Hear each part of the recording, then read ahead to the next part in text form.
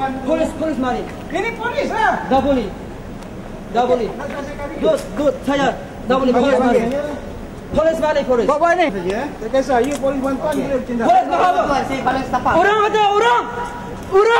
Tengok cara dia. You jangan lawan. Orang. Oh, orang ada. Orang. Guys, pakai gari guys. Orang. You orang nak tolong kamu. Gari. Sudah gari. Balik kat betul. Saya pergi. Sekejap. Okey. Sekejap. Gari. Gari. Gari dulu dia ni kanan. Sekejap. Sampai sini aja gari. Sekejap. You lawan tau. Sekejap. Tengok macam ni kita buat dia. Kalau tak nak gari, relax. Ini polis. Ini polis. Polis apa polis? Royal Mari polis. Lawan ni dulu. Saya pasport ada. Nanti dulu. Bangku. Mari abang.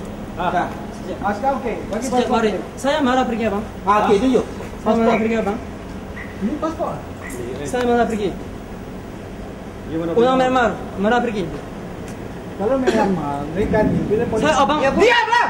Aku abang kat atas mana pergi? Saya ada autoriti tahan sama you ah. Dah lawan tadi. Saya ada autoriti tahan sama you ah. Saya ada kuasa bawa you pergi balai. UN Myanmar. Sekarang abang mari saya abang polis pergi. Okey. Polis okey abang polis. Itu policeman. Polis 24 jam pakai uniform ah. Jom. Dia faham, tapi dia buat tak faham. Okey.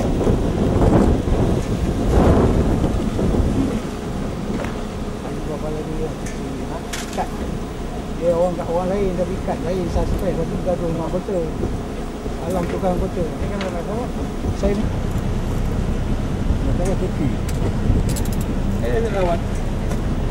Turki. Dia ni. Kau tadi apa?